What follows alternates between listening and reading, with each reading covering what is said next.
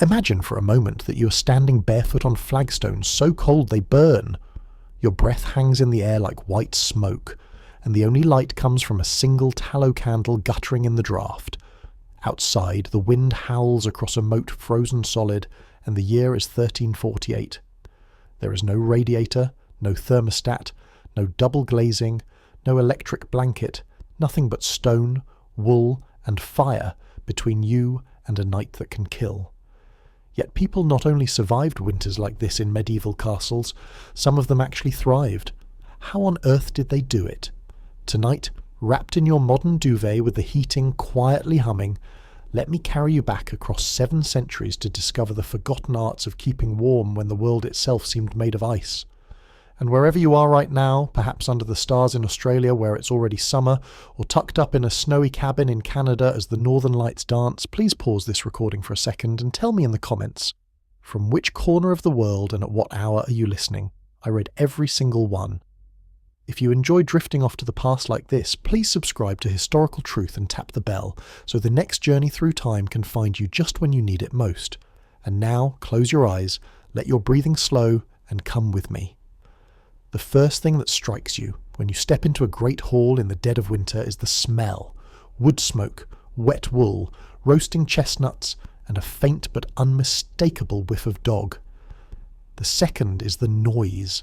The crackle of a fire big enough to roast an ox, the low murmur of servants, the occasional shout of laughter from the Lord's table, the howling gale that somehow still finds every crack in the walls. The third, and most shocking, is the cold. It is not the crisp, dry cold of a modern freezer. It is a damp, bone-seeping cold that climbs inside your clothes and stays there.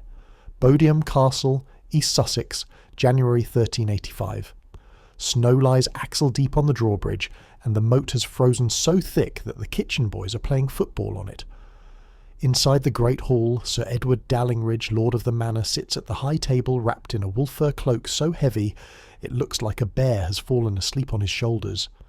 His wife, Elizabeth, wearing 3 gowns, one on top of the other, and a wimple lined with squirrel, pours warm spiced wine from a silver flagon. Below them, on the rush-strewn floor, 2 deerhounds the size of ponies lie sprawled in front of the central hearth, snoring. You might think the secret to surviving winter was simply build a bigger fire, but the truth is far more ingenious. The fire in the hall is indeed enormous, 8 feet wide, 4 feet deep, burning whole oak trunks, but it is only one part of an elaborate system that medieval people perfected over centuries. The smoke does not go up a neat brick chimney. It rises into the rafters and then, very slowly, seeps out through a louvre, a wooden lantern in the roof. On windy nights, the smoke is blown back down, and the hall fills with a blue haze that makes everyone's eyes water. Yet nobody complains. That haze is part of the insulation. The walls themselves are 3 feet thick, built of a local sandstone that drinks in the day's weak sunlight and releases it grudgingly after dark. Arrow-slit windows are narrow for defence, but also to keep the wind out. Each one is fitted with a wooden shutter on the inside, and, in the more luxurious chambers, a second shutter lined with wool or even oiled parchment. Glass exists, but it is ruinously expensive. Only the chapel and the Lord's private solar have tiny panes the size of postcards, thick and greenish, set in lead. Tapestries, those glorious works of art we admire in museums today, began life as medieval central heating. A 6-inch thick wool hanging depicting the Battle of Hastings does not merely beautify a wall, it stops the wall sucking warmth out of the room. In the best castles, every exterior wall is covered floor to ceiling. When the wind moans outside, you can actually see the tapestry bell out slightly, like a sail, proof that it is doing its job. But the real miracle happens beneath your feet. Most modern visitors never notice the gentle slope of a medieval great hall floor. It falls, almost imperceptibly, toward the central hearth. The rushes scattered across it are not just for cleanliness. They are a foot deep in places and mixed with sweet-smelling herbs, lavender, rosemary, meadowsweet. Over weeks, the bottom layer composts, giving off a gentle, steady heat. On the coldest nights, servants sleep among the rushes near the fire, curled up with the dogs, warmer than many of us are today with the thermostat set to 22 degrees. Up in the solar, the private family rooms, things become even cosier. Here the fireplace is smaller but better designed, with a proper hood that funnels smoke upward. A truckle bed on wheels can be pushed right up to the hearth. Hot stones wrapped in flannel are slipped between the sheets an hour before bedtime. In grander households, a copper warming pan filled with embers is swept between the linen to drive out damp and occasionally fleas. Yet even with all this, the cold still wins battles. Ink freezes in inkwells. Wine turns to crimson slush in the cup. Beards ice over. Servants waking for the night watch have to chip their boots free from the floor. And in the poorest towers, where firewood is rationed, people simply migrate. The entire garrison crowds into the warmest room, sleeping in shifts, bodies pressed together like sardines, sharing breath and heat. Tonight, as you lie in your heated bed, imagine Sir Edward rising at 3 a.m., his breath pluming white to check the watch. He wears felt boots lined with hay, a leather jerkin over his shirt, and a hooded cloak of wadmal, thick Norwegian wool that turns snow to water and lets it run off. He carries no lantern. The moon on snow is light enough. On the battlements, the sentries stamp their feet and swing their arms, telling stories to keep awake. One claims he saw St. Dunstan walking the parapet last night, carrying a brazier of coals for the damned. They laugh, but not too loudly. Winter nights are long, and fear is a kind of warmth too. Let us slip away from the battlements now and follow the faint glow of a single candle down a spiral stair so narrow your shoulders brush both walls. The stone is slick with condensation. Every footstep echoes like a heartbeat. This is the thickness of a castle's skin, and you are inside it. Halfway down, the temperature drops another degree. You can feel it on your cheeks first, then your fingertips. By the time you reach the Undercroft, your breath is a steady cloud. The Undercroft is the castle's stomach. Barrels of salt pork, wheels of cheese the size of millstones, sacks of dried peas, and amphorae of olive oil from Gascony sealed with pine resin. Here the air never quite freezes because the stored food gives off its own slow warmth, the way a compost heap steams in January. But it is still bitterly cold. A scullion boy, no more than 10, is curled inside an empty barrel, only his nose showing, sleeping off a 12-hour shift. Nearby, 2 kitchen maids are turning a spit the length of a jousting lance. A whole pig glistens above glowing applewood. Grease drips and hisses. The smell is dizzying. The kitchens themselves are a world apart from the hall above. They are built with vaulted ceilings deliberately high, so heat rises away from the cooks, who would otherwise roast alive. Instead, the warmth is captured and channeled. A stone hood over the main range funnels hot air through a hidden flue that runs behind the great hall's fireplace, adding a gentle glow to the back of the massive hearth the family enjoys. Nothing is wasted. But the true genius of medieval warmth lies in what the French chroniclers called the Hippocastum Anglicanum, the English underfloor heating that predated the Romans in these islands and was quietly revived by the Normans. In some castles, Kenilworth for instance, and the Bishop's Palace at Hereford, the Lord's private chamber sits above a small furnace room. All day a servant feeds the fire with dry furs and apple prunings. Hot air is drawn along clay pipes set beneath the flagstones of the room above. By nightfall the floor is blood-warm to bare feet. You lie in bed feeling heat rise through the mattress like a living thing. It is the closest thing to modern underfloor heating the Middle Ages ever produced, and it costs nothing but a boy's wages and a stack of gorse. In lesser households they may do with something humbler, the foot stove. Picture a sturdy oak box the size of a modern bread bin, pierced with decorative holes. Inside sits a clay dish of glowing embers. A lady at her embroidery sets the box beneath her skirts. The heat rises gently, trapped by layers of wool and linen. Men carry smaller versions, portable braziers on chains, tucked inside their cloaks like secret pets. In church on Christmas morning, when the priest's voice drones through the Kyrie and the stone pillars sweat with cold, every noble pew contains at least one of these glowing boxes. The metal grille brands delicate patterns on stockinged ankles, a small price to pay for feeling in your toes.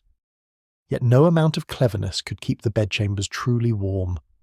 Most people slept in the great hall among the rushes, but the lord and lady retreated to their solar and the great bed, an edifice of carved oak hung with curtains thick enough to muffle sound as well as cold. The curtains are lined with fox fur or, in the richest houses, Baltic squirrel dyed scarlet. Getting into bed is a ritual. First the warming pan sweeps away the chill and the fleas, then hot bricks, each wrapped in flannel, are placed at foot and flank. A stone hot water bottle, a flattened boulder heated for hours in the kitchen fire, goes in the small of the back. Finally, a final touch, a small dog, a spaniel or a Maltese, trained from puppyhood to sleep quietly, is tucked against the curve of the knees. The animal's body heat is astonishing.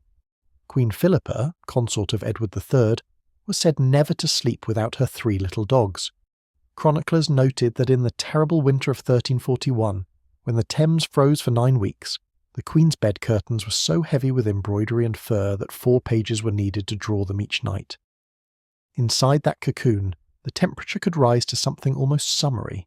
Servants reported hearing the Queen laugh in her sleep, saying it was warmer than Granada in August. Children, of course, had their own methods. In many castles, the nursery was a small room directly above the kitchen. A hole in the floor, covered by an iron grill, allowed heat and cooking smells to drift upward. The children slept 4 or 5 to a feather mattress, limbs tangled, heads on each other's stomachs, breathing one another's warmth. Their nightgowns were made of blanket-weight wool, and over them they wore sheepskin jerkins turned fleece inward. A nursemaid told the 6-year-old future Henry V that if he lay very still, he could feel the castle breathing with him, in and out, slow as an old dragon sleeping under the hill. Even the privy, that most overlooked corner of castle life, was engineered against the cold. The latrine shaft usually projected outward on corbels, so waste fell clear of the walls. But in winter the stone seats became blocks of ice. The solution? A wooden box seat lined with wool scraps, and, in grander castles, a little brazier kept burning underneath. At Windsor, the royal garde-robe had a tiny fireplace of its own. Henry III once complained that the chimney drew so fiercely his bottom got singed, and so the castle settles for the night. Fires are banked with turf that will smoulder until dawn, dogs twitch in there, dreams. Somewhere a rat scuttles across the rushes. The wind finds a new crack and moans like a lost soul. But inside the curtained beds, inside the cocoon of wool and dog and hot stone, people sleep and dream of spring. Let us linger a little longer in the hush just before dawn when the castle holds its breath. The fires have sunk to ruby caves of ember. The last candle in the chapel is drowned in its own wax. Even the dogs have stopped dreaming. Only the cold is fully awake, sliding its long fingers along corridors, testing every latch. In the guard-room beneath the gatehouse, 6 men-at-arms sleep in a heap of cloaks and straw, like a single, many-limbed animal. Their combined breath has formed a thin mist that hovers just below the vaulted ceiling. Every hour, on the hour, the youngest, a boy from the Welsh marches named Gruffydd, is kicked awake. Groaning, he pulls on boots stiff with frost and climbs the stairs to relieve the sentry. The changing of the watch is done in whispers. Loud voices carry too far on a frozen night, and the Scots, or the French, or simply wolves might be listening. Up on the wall walk the air is so cold it feels sharp enough to cut. The stars are chips of ice overhead. Gruffydd takes the offered spear, still warm from the other man's grip, and watches his relief disappear down the stairs. Then he begins the slow circuit, stamping to keep blood moving, humming a lullaby his mother sang in a language the English cannot pronounce. Halfway along the eastern curtain he pauses. There, in the corner tower, a faint red glow shows through the arrow slit. Someone is awake in the constable's chamber. Inside, Sir John de Mohun, constable of Dunster Castle this winter of 1372, sits wrapped in a bearskin before a brazier no bigger than a helmet. On his knees lies an account roll. He's trying to make the numbers balance before the sheriff arrives at Candlemas. The brazier holds 3 lumps of sea coal, brought all the way from Somerset. They burn with a low blue flame and almost no smoke, a luxury that costs more than one knight has gone into debt to afford. Sir John's breath condenses on his moustache and freezes into tiny crystals that glitter when he moves his head. He does not notice. He's remembering warmer winters in Gascony, where the sun turned even January afternoons the colour of honey. Down in the Bailey the stables are warmer than most human dwellings. Horses give off heat the way furnaces do. The grooms sleep in the hayloft above the stalls, burrowed deep listening to the steady champ of teeth on oats and the occasional dreamy wicker. When the temperature drops below a certain point the horses grow restless. Their hooves drum on the cobbles like slow heartbeats. One of the grooms, old Watt, claims he can tell the exact degree of cold by the rhythm. Tonight the rhythm says 20 degrees of frost, maybe more. Watt pulls his hood over his ears and mutters a charm against the blackjack frost. the spirit who pinches noses blue and kills unwary travellers. Back inside the keep, in a room few visitors ever see, the castle's women are performing a quiet ritual that has not changed in 200 years. Lady Margaret de Bohun, Sir John's wife, sits on a low stool while her feet in a bowl of hot water, into which the maids have crumbled rosemary and bay leaves. Two other ladies, her daughters, are having their hair combed out by candlelight, 100 strokes each, the bone comb warmed first in the ashes. The air smells of lavender and warm skin. When the combing is done, they will braid each other's hair with ribbons of scarlet wool, then don nightcaps lined with rabbit fur. Only then will they climb into the vast bed where the sheets have already been aired and the warming stones placed. Lady Margaret tells a story as they work, the same one every winter night, how her great-grandmother Isabella was snowed in at Goodrich Castle for 6 weeks in 1216, and how the women kept warm by telling stories so frightening that fear itself became a kind of heat. The youngest daughter, Eleanor, aged 13, begs for the part about the headless knight who walks the battlements carrying a lantern made of blue fire. Lady Margaret indulges her, voice low and steady, the cadence as regular as waves. One by one the candles are snuffed. The room sinks into darkness scented with herbs and wool. Outside the wind gives a sudden shriek, as if the headless knight has heard his name. In the chapel, Brother Anselm, the household priest, has fallen asleep on his knees. He was hearing confessions until midnight, and then, out of habit, began the night office. The little charcoal brazier allowed him has gone out. His fingers are white as the host he consecrated earlier. Yet he dreams he is warm, back in the abbey at Glastonbury, where the infirmary had a proper fireplace and the monks slept under blankets woven from the fleece of their own sheep. In his dream he hears the bell for matins, but it is very far away, muffled by snow. And so the castle turns slowly toward morning. Frost feathers every window. The moat creaks as the ice thickens. Somewhere a fox barks. But deep inside the stone, inside the wool and the fur and the shared breath, the people sleep on, suspended between the living heat of their bodies and the killing cold that waits patiently on the other side of the wall. Dawn comes late in a medieval winter, a thin, reluctant grey that creeps over the battlements, as though it too would rather stay abed. The first real sign that the night is ending is not light but sound, the clang of the kitchen bell calling the bakers to the ovens. It is 5 o'clock, maybe half past, and the coldest hour of the 24. In the bakery, built against the outer wall so that any stray spark will not burn the whole castle down, Master Baker Hugh is already on his knees blowing life into yesterday's embers. His assistant, little Dickon, feeds the fire with dry kindling the length of a man's arm. Within minutes the oven mouth glows cherry red. Hugh's face, floured and sweating despite the cold, looks like a harvest moon. They will bake 300 loaves before prime, manchette for the high table, horse bread for the garrison, and coarse maslin for the rest. The heat rolls out of the doorway in waves. A line of servants forms, holding out numb hands to catch a moment of warmth before hurrying away with baskets. Up in the great hall, the change of temperature is already noticeable.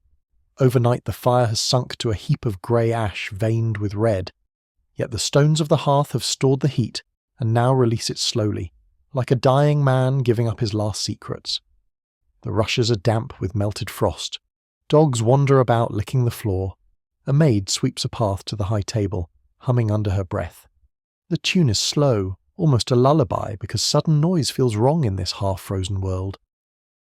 Sir Edward Dallingridge comes down from the solar wrapped in the same wolf-fur cloak he wore yesterday and the day before. His beard is rimed with ice where his breath has frozen. He stands before the hearth, legs apart, letting the heat soak through his boots. Behind him Lady Elizabeth appears, her hair still in its nighttime braids, a shawl of Bruges cloth over her shoulders. They do not speak. They simply stand side by side, staring into the fire as though it were a window into another warmer country. Breakfast is not the leisurely affair of summer. It is fuel, taken standing. Servants bring bowls of hot sops. Yesterday's bread soaked in spiced ale warmed with a second time over the kitchen fire. There are salt herring grilled on a gridiron and little balls of pork fat fried crisp. Everyone eats quickly, cheeks bulging, eyes watering from smoke and onion. The heat of the food reaches the stomach and spreads outward like a small sun. A groom who has been sleeping in the stables swears he can feel his toes again for the first time in a week. After eating, The castle begins its daily struggle against the cold. Snow must be cleared from the wellhead before the bucket freezes solid. The chapel brazier must be refilled. The priest's fingers are too stiff to turn the pages of his breviary. In the armoury, squires rub oil into sword blades so the metal does not crack in the frost. In the dovecote, boys climb the ladders with lanterns, gathering frozen pigeon droppings for the herb garden that will, God willing, grow again in spring. But the most important task belongs to the woodward and his men. Every morning they go out into the forest with sledges and axes to bring back tomorrow's warmth. Today the snow is knee-deep and still falling. The horses sink to their hocks. The men tie rags around their legs and push on. They choose only dead wood that has been dead for a year, ash that burns hot and clean, oak that burns slow and long, apple that gives sweetness to the smoke. When the sledge is loaded, they cover it with a tarpaulin so the snow will not soak the logs and steal their fire before it is even lit. By the time they return, the pale sun is already sinking again. It has given no heat, only a wan light that makes the snow look blue. The sledges creak across the drawbridge, leaving red grooves where the runners have scraped the horseblood used to make them glide. Children run alongside, trying to ride the logs like horses. Their laughter is thin but bright, the only colour in a white world. Inside, the logs are stacked in the undercroft to dry a little longer, then carried up in armfuls to every fireplace. The great hall fire is rebuilt taller than a man. Sparks shoot upward and die against the blackened beams. Tonight there will be music. A blind harper who arrived half-frozen yesterday has thawed enough to tune his strings. He will play slow Breton lays about drowned sailors and sleeping kings beneath the sea. The smoke will drift, the dogs will sigh, and the castle will settle once more into its ancient bargain with winter. Give us this one more night, and we will give you our warmth, our stories, our stubborn breathing heat. And far away in your own century your radiator ticks softly, your window glows with streetlight, and the voice telling you this tale grows quieter, slower, until it is only a thread of warmth in the dark. Come closer to the fire now. Sit on the settle carved with lions whose manes have been worn smooth by generations of cold backsides. Let the heat press against your shins while the harper tunes his strings. The hall is fuller tonight. Word has spread that the blind man knows the long version of Tristan and Isolde, the one that takes 3 winter evenings to tell properly. He begins with a single low note that seems to rise out of the smoke itself. The castle grows quiet. Even the dogs stop scratching. Outside, the snow has started again, thick, silent flakes that brush the arrow slits like moths. Inside, every face is lit from below by flame, turning ordinary men and women into something older, stranger, carved from oak and memory. The harper sings of a winter even fiercer than this one, when King Mark's castle in Cornwall stood besieged not by men but by the sea itself, frozen into a wall of green glass. Queen Isolde the Fair kept warm by wearing the king's love around her heart like a secret brazier. The listeners lean forward. They know this story, but they want to hear it again, the way children want the same bedtime tale until the words themselves become a blanket. While the harp notes drift upward into the rafters, let us slip away again, this time to the still room where the women are working by lamplight. The air is thick with steam and spices. Great copper cauldrons bubble over small charcoal stoves. The heat here is almost tropical. They are making lamb's wool, the traditional wassail drink for 12th night tomorrow. Strong ale mulled with roasted apples, nutmeg, ginger and sugar from Cyprus that cost more than a milk cow. Lady Elizabeth stirs with a paddle as long as a spear. Her cheeks are crimson. When she lifts the paddle, the drink clings to it like dark honey. Beside her, the herbalist Mistress Howis is preparing something far more serious, winter physic. Into a glazed pot go dried elderberries, rose hips, yarrow, and a twist of cinnamon bark. Over this she pours a quart of hot red wine and sets it on the hob to steep. Every person in the castle, from the lord to the spit boy, will drink a cup of this tomorrow morning. It is bitter as sin and twice as effective. Last year it kept the sweating sickness at bay when half the village died. In the corner, 2 young girls are stuffing small linen bags with dried lavender, cloves and rosemary. These are tucked into pillows and chests to keep away moths and to sweeten the long nights.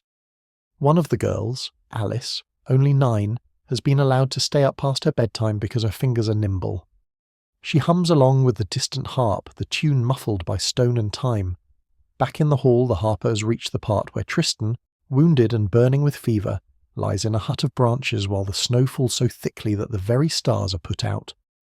Isolde crosses the frozen waste wearing only her courage and a cloak lined with sable.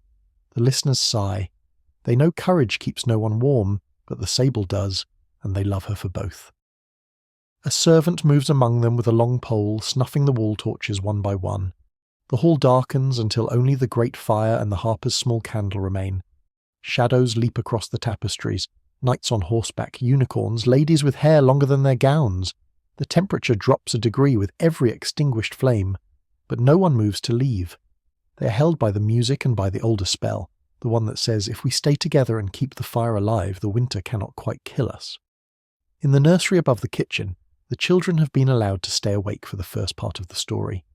They lie 3 to a bed, eyes enormous in the candlelight. When the nurse finally carries the candlestick away, they whisper the tale to one another in the dark, adding their own endings where Tristan and Isolde sail away to a country where snow is only a story old men tell. Their breath mingles, warm and sweet with milk and honey. One by one the whispers slow, soften, stop. Down in the cellar, the brewer taps a new barrel of October ale. The first stream comes out half frozen, but he holds it near the lantern until it flows again. He drinks, straightens, listening. From far above comes the faint, dreaming note of the harp. He smiles. The castle is alive tonight, breathing fire and music against the cold. And you, dear listener, wherever you are, perhaps on a night train crossing the Canadian prairies, or in a quiet flat above a London street where frost is painting ferns on the window pane, let the harp note settle inside your chest. Let the smell of lamb's wool and wood smoke drift across 700 years and find you. Let your shoulders drop a fraction more. The story is long, the night is long, and we have only just begun. 12th night has arrived like a quiet coronation. The snow has stopped, and the sky is the colour of polished steel. Every shutter is thrown open for a few minutes' worth of pale daylight, and the castle inhales the shock of it, before the boards are slammed shut again. Tonight the great hall is transformed. The trestle tables have been arranged in a hollow square so that everyone, lord, lady, knight, cook, kennel boy, can see the mummers who will perform the play of St. George. Garlands of ivy and holly, gathered before the frost bit too hard, hang from the rafters, their leaves still glossy. Hundreds of candles made from beeswax, saved all year for this one night, stand in iron prickets, their flames trembling whenever the door opens. The smell is intoxicating. Honey, wood smoke, and the green bite of ivy. At the centre of the floor stands the largest Yule log the woodward could drag in. An entire oak root, thick as a horse's body, its bark silver with frost when it crossed the drawbridge yesterday. 12 men hauled it in while the pipers played. It has been burning since Vespers and will not be allowed to go out until the 12th dawn. Tradition says that a splinter carried in the purse will protect the bearer from cold all year. Already the children are eyeing the glowing ends, planning midnight raids. The lord and lady sit on the dais beneath a canopy of crimson cloth. Sir Edward wears his finest robe, cloth of gold lined with miniver, so heavy that he moves like a slow, stately ship. Lady Elizabeth's gown is green velvet embroidered with silver stars. At her throat is a great ruby said to hold the heat of summer inside it. She laughs when the fool tumbles and the ruby flashes like a coal. The mummers enter to a roar. Their faces are blackened with soot or masked in painted leather. St. George wears a surcoat of white damask and carries a wooden sword wrapped in silver foil. The dragon is 3 men in a frame of willow and painted canvas, breathing fire from a linen tongue soaked in spirits. When the dragon roars, real flames spurt out, and the crowd gasps, half in terror, half in delight. The heat of the performance rolls across the hall in waves. Cheeks that were blue an hour ago are now scarlet. Between acts, servants carry in the wassail bowl, a turned maple vessel big enough to bathe a baby. It steams gently. Everyone must drink. First the lord, then the lady, then down through every degree until even the turnspit gets a sip. The ale is dark and sweet. The roasted apples bob like small golden moons. As the bowl passes from hand to hand, voices grow louder, laughter deeper. The cold retreats to the corners of the room and sulks there, forgotten. In the gallery above the screen's passage, the minstrels strike up a slow carol. Lully, lullay, thou little tiny child. The tune is older than the castle itself, older than England perhaps. It floats down over the crowd like warm snow. Men who were shouting a moment ago find tears on their lashes and do not quite know why. Later, when the mummers have taken their bows and the dragon has been carried out half collapsed with laughter and ale, the real business of the night begins, the choosing of the king of the bean. A huge cake is brought in on a silver platter. Baked inside is a single dried bean and a dried pea. Whoever finds the bean will be king for the night. The pea will crown the queen. The cake is cut with ceremony.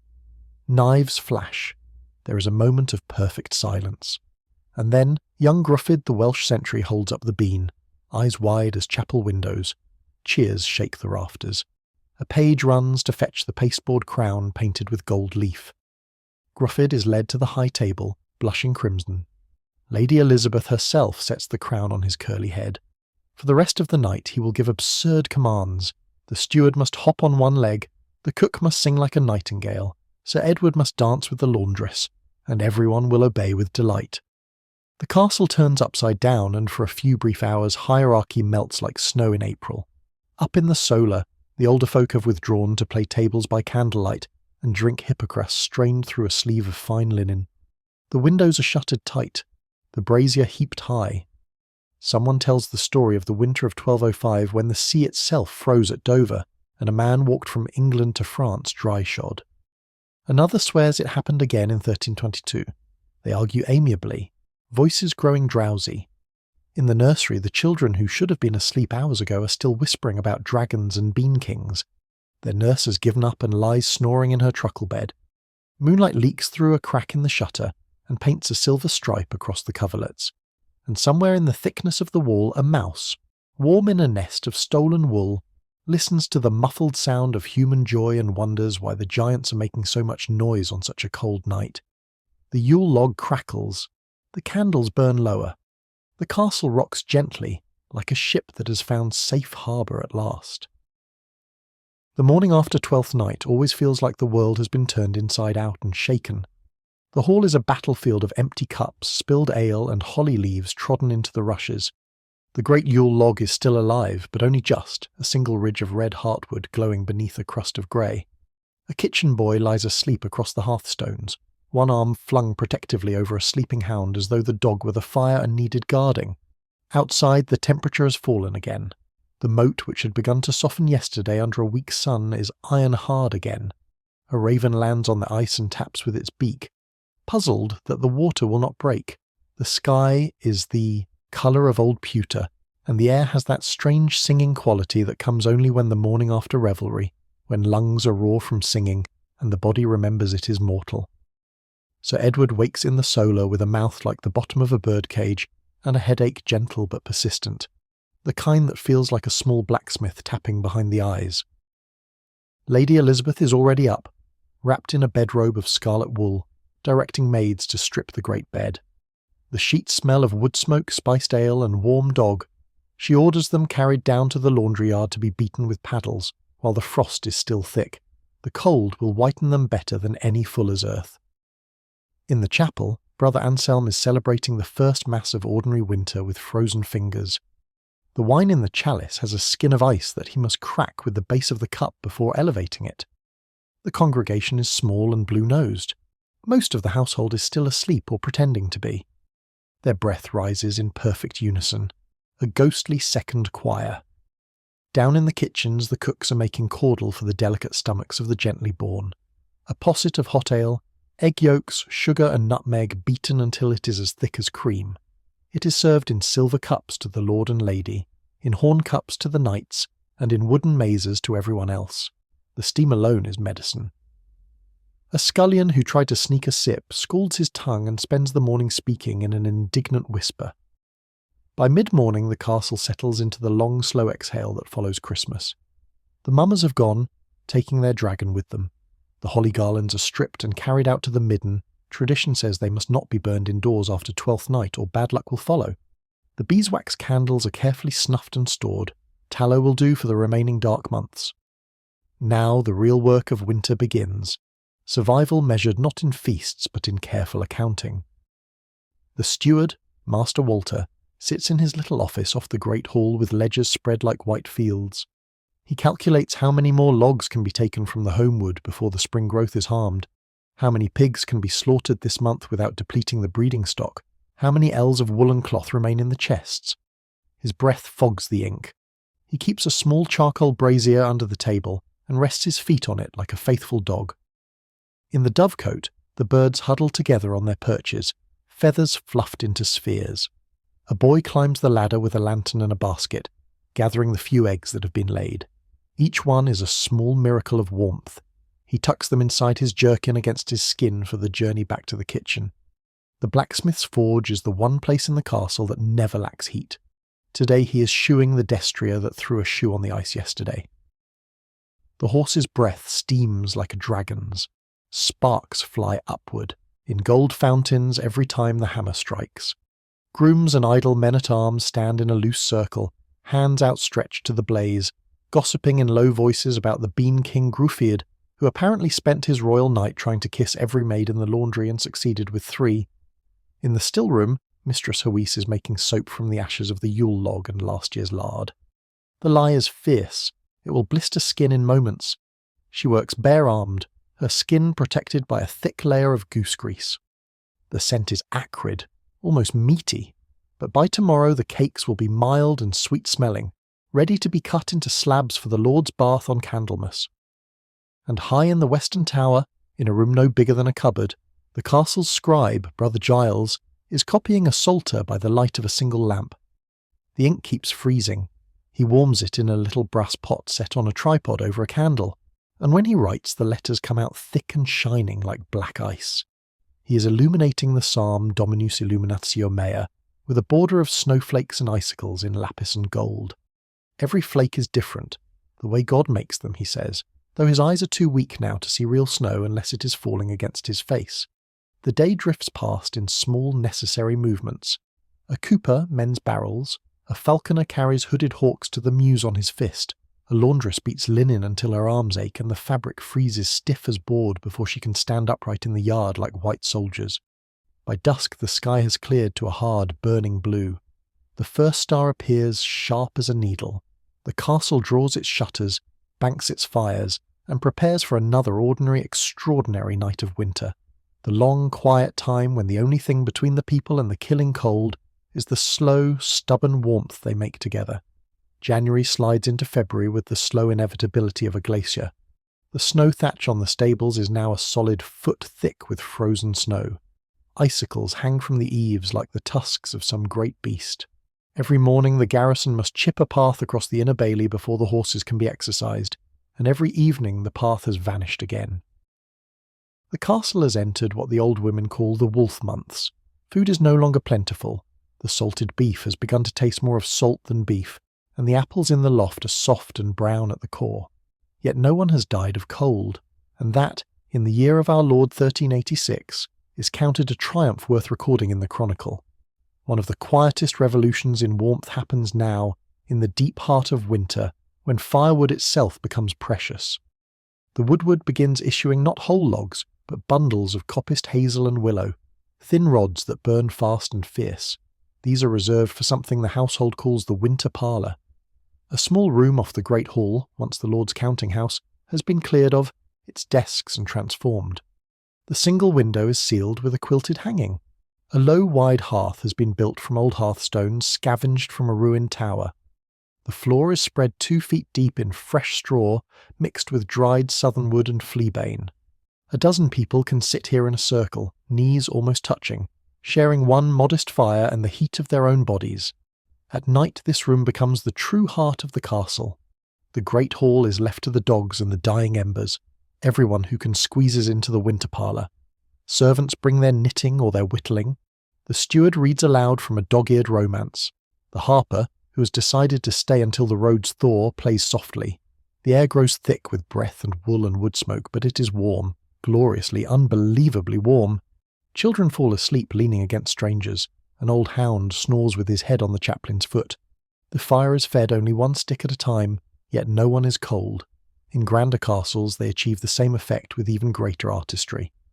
At Warwick, the Earl has built what his mason calls a conversation chamber, lined entirely with carved oak panelling. The wood is oiled until it glows like amber, and the grain itself seems to hold sunlight. A single small fireplace with a conical hood draws perfectly. The room is so efficient that on calm nights the Earl boasts he can keep it warm with nothing more than the clippings from the barber's bowl. Whether that is true or not, the chamber has become famous. Visiting knights beg to be shown the room that summer forgot. Back at Bodiam, Lady Elizabeth has her own innovation, the hanging a curtain of thick felt behind the door of the winter parlour. The felt is dyed a soft moss green and embroidered with white heart in mid-leap. When the door is closed, the curtain falls back into place, sealing the room like the lid of a box. The temperature rises so quickly that within an hour the men loosen their collars and the women fan themselves with their wimples. Food, too, becomes a form of heating. The cook has shifted from roasts, which cool too quickly on the journey from kitchen to table, to long-simmered stews served in bowls that retain their heat. A favourite is mortrou de char, bread, egg yolks, pork, and cloves pounded together and boiled until it is almost a pudding. It is ladled piping hot and eaten with horn spoons that do not burn the lips. Another is fermente with venison, cracked wheat cooked slowly in almond milk with shreds of salt venison and saffron. The saffron is a gift from a Genoese merchant grateful for hospitality last Michaelmas. There is barely a thimbleful, but it turns the dish golden and smells of distant suns. On the feast of St. Valentine, the kitchen produces something extraordinary: snow cream. Fresh snow is gathered at dawn from the leads of the chapel, is whipped with cream, rose water and honey until it is stiff enough to hold the mark of a spoon. It is served in little silver dishes no bigger than egg cups. The first mouthful is so cold it makes the teeth ache, but the second warms the belly like brandy. The children squeal. The adults close their eyes in something approaching prayer. High on the roof, the watch still walks his rounds, but now he carries a small clay firepot on a chain beneath his cloak. Every hour he pauses in the corner tower to warm his hands over the coals. From his vantage, the castle looks like a lantern sunk in a white sea. One by one, the lights in the great hall wink out, but the winter parlour glows softly until long past midnight. He smiles behind his frozen beard. As long as that little square of light burns, the castle lives. And you, dear listener, feel that small square of light now, don't you? Somewhere behind your closed eyes, a gentle glow, the murmur of quiet voices, the smell of wool warming by a modest fire. Let it spread through your chest, down your arms, all the way to your fingertips and toes. The wolf months are long, but we are not alone. February gives way to March with a sullen growl rather than a lamb-like sigh. The snow turns granular and heavy, the kind that breaks branches and collapses byre roofs in the village below. Yet there are signs. The rooks have begun repairing their nests in the tall ashes beyond the moat, and on clear days the sun climbs a finger's breadth higher, striking the south-facing arrow slits so fiercely that the stone actually grows warm to the touch. The castle responds like a creature waking from deep sleep. Shutters are opened longer, servants linger in the sudden shafts of light, faces tilted upward, eyes half closed, drinking pale warmth the way misers count coins. In the herb garden, the snowdrops have pushed through the frozen crust, tiny white flames no bigger than a child's fingernail. Mistress Howis gathers them at dawn, her fingers so numb she scarcely feels the stem snap, and sets them in a bowl of snow water on the Lord's table. They last only hours, but while they live, the great hall smells faintly of spring. The greatest change, though, is the smell of the rushes. After 4 months steeped in ale, greased dog and humanity, they have begun to ferment. On mild afternoons the hall is cleared, the top layer of rushes raked up and carried out to the midden, where it will steam gently for days. Fresh reeds from the moat's edge, cut last summer and stored dry in the tithe barn, are strewn in their place, mixed with sweet flag, balm and winter savoury. The difference is astonishing. The hall smells almost edible, like a hayfield after rain. People walk slower, breathing deeply, half drunk on the scent. With the thaw comes mud, ankle-deep, wheel-deep, sole-deep mud, that sucks boots off feet and turns the bailey into a lake of brown soup. The castle's geese adore it. They paddle about honking like heralds announcing the end of exile. but for humans the mud is a torment. Lady Elizabeth issues an edict. Everyone entering the hall must pause on the new scraper outside the screen's passage, and then step onto a strip of old sailcloth laid across the threshold. The cloth is changed twice a day, and beaten clean by boys who emerge looking like sculptors in wet clay. Inside, the winter parlour is abandoned with something close to ceremony. The felt curtain is rolled up and stored in lavender. The straw is swept out and given to the stable for bedding. The little hearth is scrubbed until the stones shine.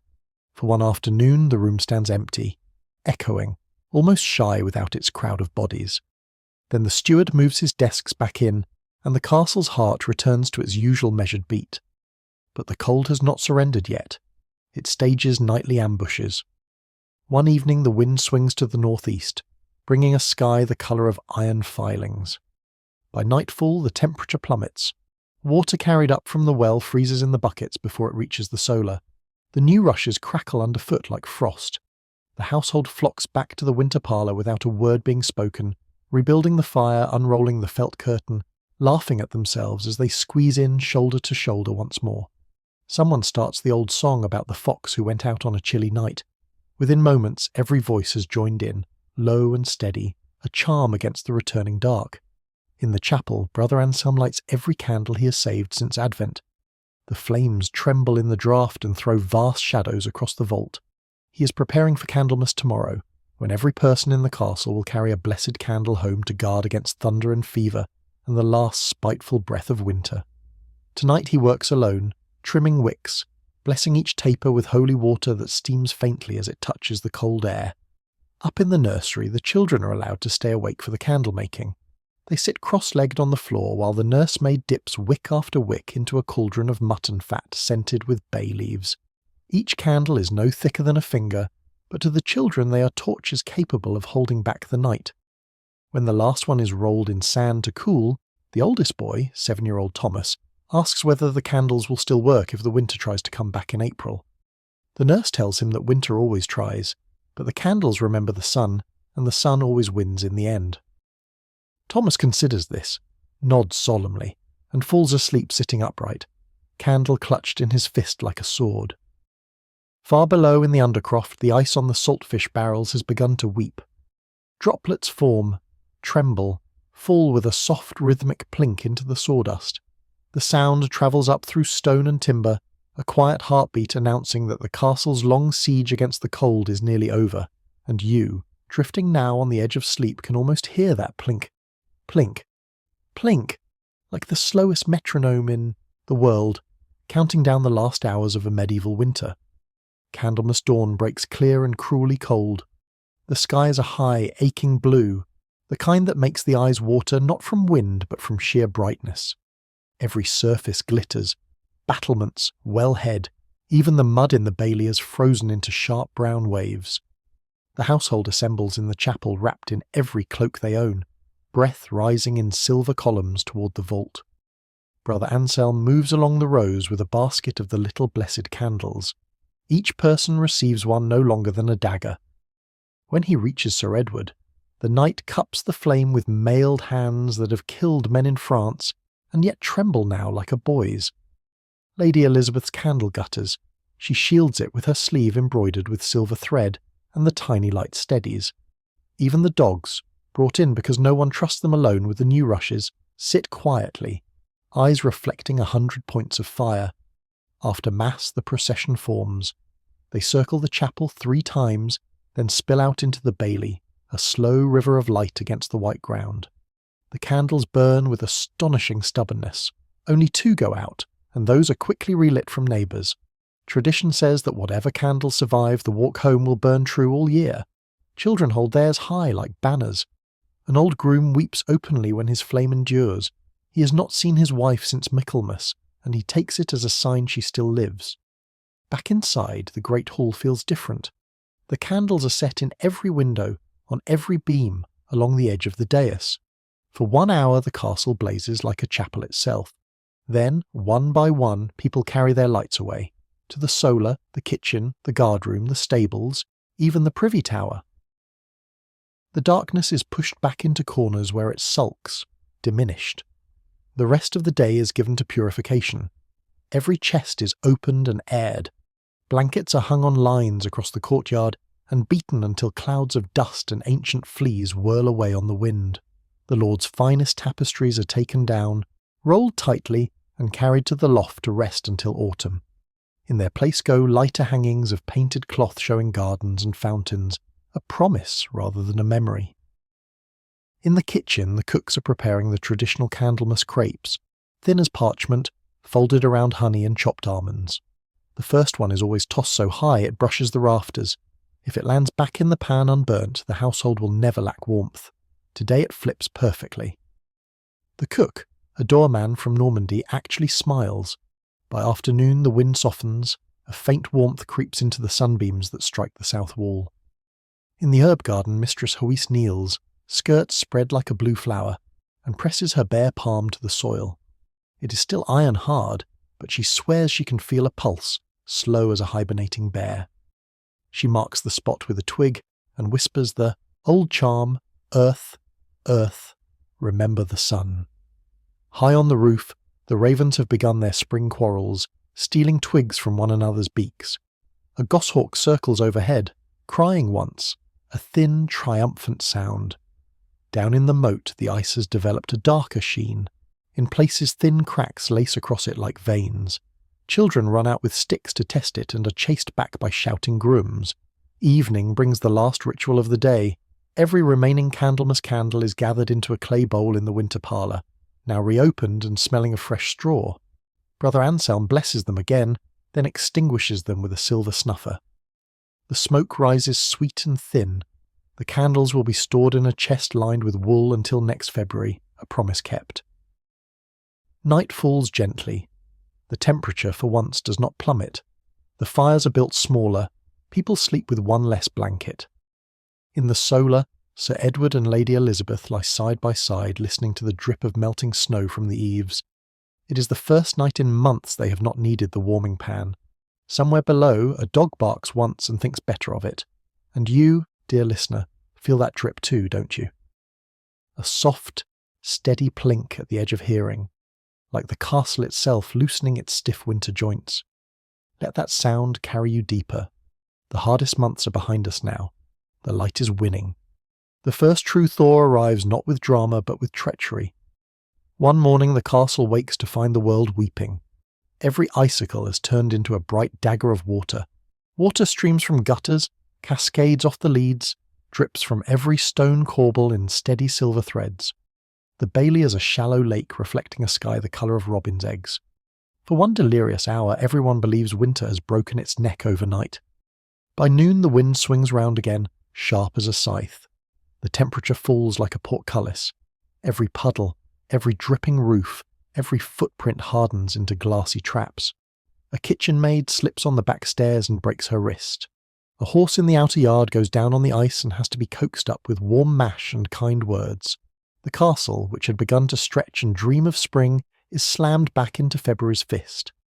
This is the most dangerous time of all, the false thaw. Hope makes the cold feel twice as cruel. The steward orders braziers lit in every corridor. Servants carry buckets of hot ashes to scatter on the worst patches of ice. Men saw the longest icicles from the battlements before they can spear someone below. The sound of sawing and hammering echoes all day, oddly cheerful, like shipwrights preparing for a voyage. In the great hall, the atmosphere is strangely festive despite the setback. People have tasted possibility. Even punishment cannot quite erase it. The harper, still with us, growing fat on castle ale, plays dancing tunes from Provence where snow is only a rumour.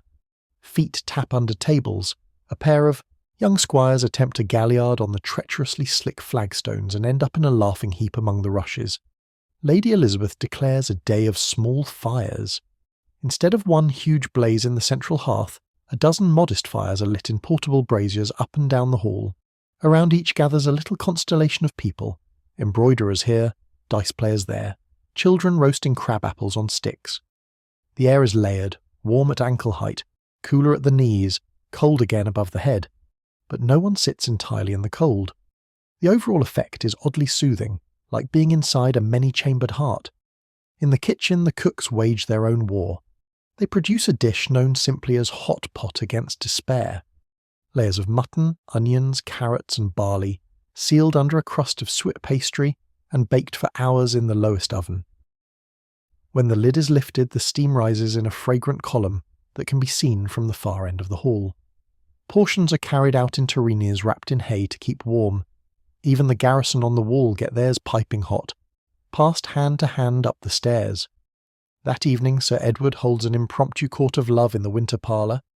The false thaw has put romance in the air. Young men and women take turns reading aloud from a battered manuscript of Andreas Capellanus, borrowed from the bishop's library and definitely not supposed to be here. The rules are debated with mock seriousness. Can true love exist between husband and wife? Opinion is divided. May a knight rightfully freeze to death rather than leave his lady's side in a snowstorm? Unanimous, yes. Between each reading, cups of hot posset are passed, wine thickened with bread, eggs, cinnamon, and enough sugar to make the teeth sing. Cheeks glow, voices soften. Someone begins to sing around, and within moments the little room is full of overlapping harmony, drowsy harmony. Up in the nursery the children have built a castle of their own, out of kindling sticks and a broken shield. They stuff rags into the cracks and declare it the palace of eternal summer. A single candle burns inside, casting heroic shadows on the wall. When the nurse comes to tuck them in, she finds them all asleep in a pile, limbs tangled, faces flushed, the candle still miraculously upright. Later, when the castle has quieted, Lady Elizabeth walks the corridors alone with a lantern. She pauses at each brazier to add a scoop of sea coal, watching the blue flames lick upward. In the guardroom she finds Gruffydd, our Bean King of Twelfth Night, teaching a new sentry how to warm his hands without burning his gloves. She smiles behind her lantern and moves on. In the chapel, Brother Anselm is on his knees again, but this time not from cold. He is giving thanks for the mere survival. The moon, almost full, pours silver through the east window and turns the stone floor to milk. Outside, the ice glitters like a promise and a threat. Inside, the small fires burn, steady and low. The castle breathes. One more night conquered. And you, wherever you are listening, perhaps in a bedroom where the window is beginning to show the first pale line of another morning, feel those small fires too. A circle of them, all around you, quiet and constant. Nothing dramatic, just enough. The false thaw lingers for 3 more days, teasing, retreating, teasing again. On the 4th morning the wind finally drops. A soft, steady rain begins at dawn. Not the hard-driven rain of winter, but a gentle, almost apologetic drizzle that smells of moss and turned earth. The castle listens to it on the roof like a lullaby. By noon the ice on the moat has begun to rot. It turns the colour of candle smoke and develops a spongy honeycomb look. Children poke it with sticks and watch whole sheets collapse with a tired sigh. The ravens return in force, strutting along the battlements as though they personally arranged the change in weather. Inside, the mood lifts like a curtain. Shutters are thrown wide for the first time since October. The air that comes in is damp but alive, carrying the faint green scent of willow buds and wet stone. Servants hang blankets over window ledges to drink the softness. A groom is caught standing in the rain with his face tilted upward, mouth open, letting the drops fall on his tongue like communion. The great spring cleaning, delayed by the false thaw, begins in earnest. Every mattress is carried into the courtyard and beaten until feathers whirl like snow. Chests are dragged out. Moth-eaten hose and cracked leather jerkins are tossed onto a bonfire that sends up a column of sweet, acrid smoke. The tapestries come down again, this time for good. They are rolled in linen and carried to the upper loft, where cedar shavings will keep the moths away until autumn. In their place, the walls are washed with lime mixed with lavender water. The whitewash is still wet when the first swallows, scouts sent ahead of the main army, swoop through the open doors of the great hall, circle once and dart out again, chittering about the size of the rafters. Everyone laughs. Swallows nesting in the hall mean luck for the whole year. Lady Elizabeth orders the heavy wolf-fur cloaks taken to the fulling mill in the village to be cleaned and stored. In their place she brings out lighter mantles of fine wool dyed soft greens and golds. The change feels almost indecent, like going naked. Sir Edward walks the corridor in only his shirt sleeves and declares he's boiling. The steward marks the date in the margin of his ledger. 15th of March, Lord too hot. The kitchen shifts too. The heavy winter stews give way to lighter pottages, young nettles, sorrel, leeks, and the first pale wild garlic gathered from the woods. A sauce called green sauce appears. Parsley, mint, vinegar, breadcrumbs pounded together until it is the colour of new leaves. It is served with salt fish on fast days and tastes so sharply of spring that people close their eyes when they eat it. In the still room, Mistress Hawis is busy distilling primrose water for sore throats and rose-petal vinegar for cooling the blood. The scent drifts through the corridors like a promise. She also prepares small linen bags of dried hops and chamomile to slip under pillows. Winter dreams are heavy, she says, and spring dreams should be lighter. The armoury is open to air. Swords are wiped with goose fat to prevent rust. Mail shirts are hung on poles in the rain for an hour to loosen the rust, then scrubbed with sand and vinegar until they shine like fish scales. The smell of wet iron and vinegar is oddly comforting. It means the season of sitting by the fire is ending.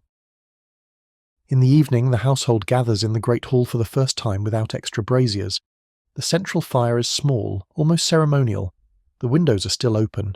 Rain-soft air moves through the hall like a cat, touching cheeks, lifting hair. Someone begins to sing a roundelay about April and a shepherdess. Within moments, every voice has joined. The sound floats out into the dusk and is answered by a real nightingale somewhere beyond the moat the first of the year. Later, when the song has ended and the hall is quiet, Lady Elizabeth stands at the open door of the solar and watches the rain fall straight and silver in the moonlight. Behind her, the bed curtains have been tied back. The warming pan has not been used for 3 nights. She feels the cool air on her face and neck and smiles. A small, secret smile. Winter has not merely retreated. It has been outmanoeuvred. And you, dear listener, feel that same cool, living air now, don't you? It moves across your pillow like the memory of rain on stone. Your shoulders loosen, your breath slows. The castle is almost ready to let go of the long dark, and so are you. The true breaking of winter comes not with a trumpet, but with a whisper soft wings. It is the last day of March, just after Lord's. A mist lies thick in the moat, so thick the swans look like ships sailing through cloud. Brother Anselm is crossing the chapel yard with his breviary under his arm when he hears it, a low liquid warble that stops him in his tracks. A blackbird, the first blackbird of the year, singing from the topmost branch of the winter-bare alder by the gatehouse. The notes fall through the mist like warm coins dropped into cold water. Within an hour the entire castle knows. People drift to windows and doorways, heads tilted, listening as though the bird is speaking directly to their bones. A scullion forgets the bucket he's carrying. Water spills across the flagstones and no one scolds him. Even the dogs sit quietly, ears pricked. By mid-morning the mist has burned off, and the sun pours down, thin at first, then stronger, until the stones of the courtyard steam gently. The smell that rises is indescribable. Wet earth, old smoke, new life. It is the smell of every spring that ever was, concentrated into one breath. Lady Elizabeth orders every window and door flung open. The castle inhales. Servants run through the corridors, laughing for no reason other than the air itself is suddenly delicious. A page is sent to the village with a penny for every child who can bring a handful of primroses or violets before vespers. By noon the great hall is strewn with yellow and purple, the flowers so fragile they bruise at a touch, yet their scent overpowers months of tallow and wood smoke. The Lord declares a half-holiday. No one is to work after dinner except the cooks and the falconers. Instead, the household spills into the outer bailey where the grass, though still brown, shows the faintest green at the roots. A ring is formed for dancing. The harper, who has now been with us so long he's practically a fixture, tunes his strings and begins a slow estampie. Feet that have forgotten how to move without crunching on frost remember older rhythms. Skirts whirl. Cloaks are thrown off and left lying where they fall. Children organise races across the tilting yard, slipping and shrieking in the mud. Someone starts a game of hoodman blind. The blindfolded knight staggers about clutching at giggling maids while the steward pretends not to notice. Even Sir Edward joins in, allowing himself to be spun until he is dizzy, then collapsing, laughing among the primroses. In the kitchen the cooks are making tansy, a bright green omelette of eggs, and the bitter juice of tansy leaves, traditional for driving the last of winter out of the blood. It is served with new ale brewed light and sharp, the first brewing to use this year's first rainwater collected in barrels under the eaves. The combination tastes of metal and flowers and hope. Later, when the sun is at its highest, the chaplain leads a little procession to the herb garden.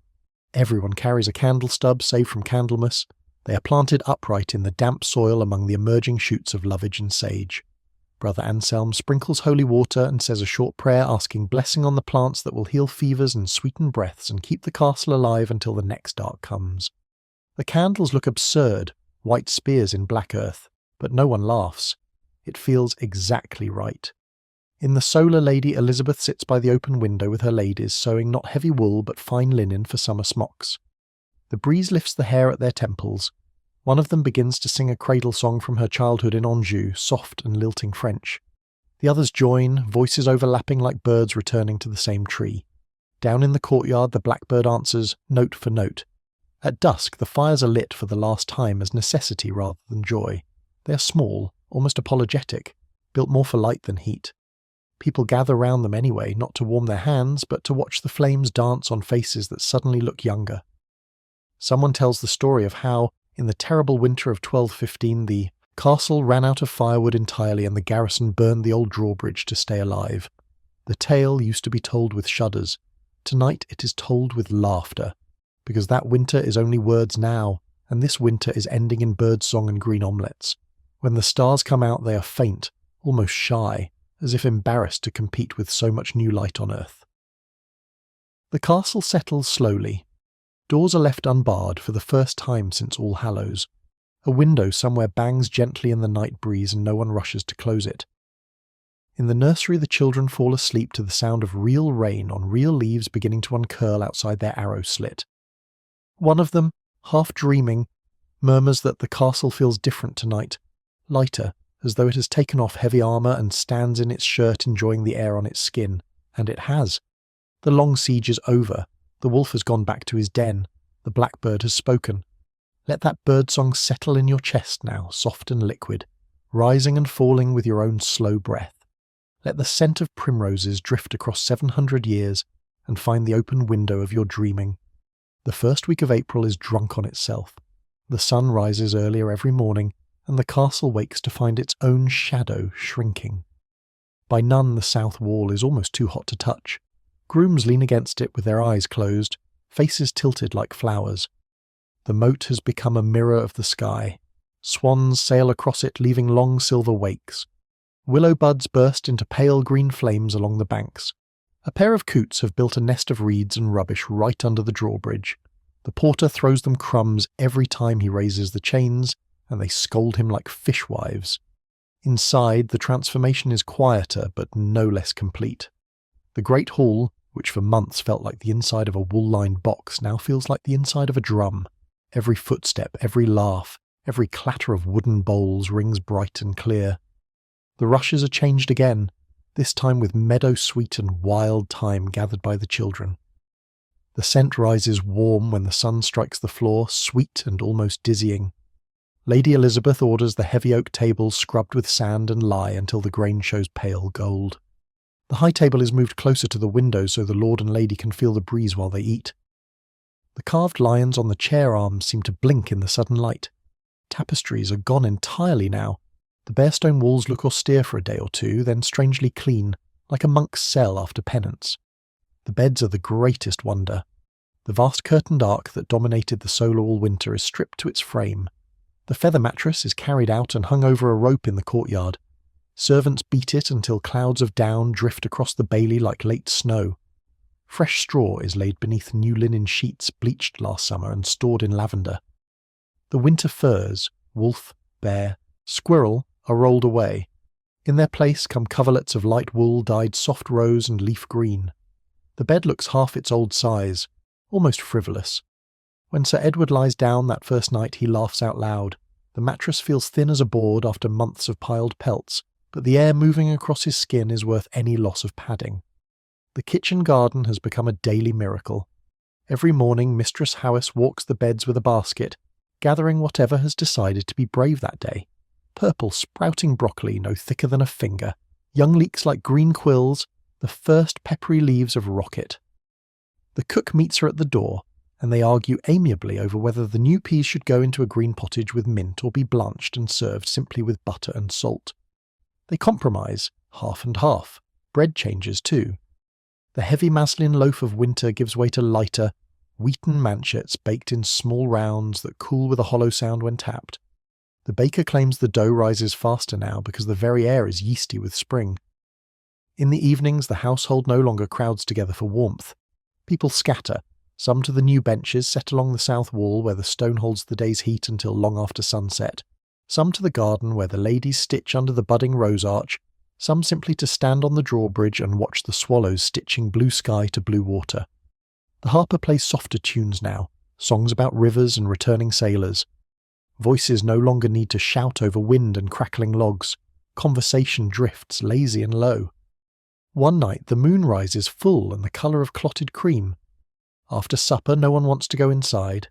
Blankets are fetched, not for warmth, but for dew. And the entire household spreads itself across the outer bailey like picnickers. Jugs of new ale are passed hand to hand. Children chase glowworms along the curtain wall.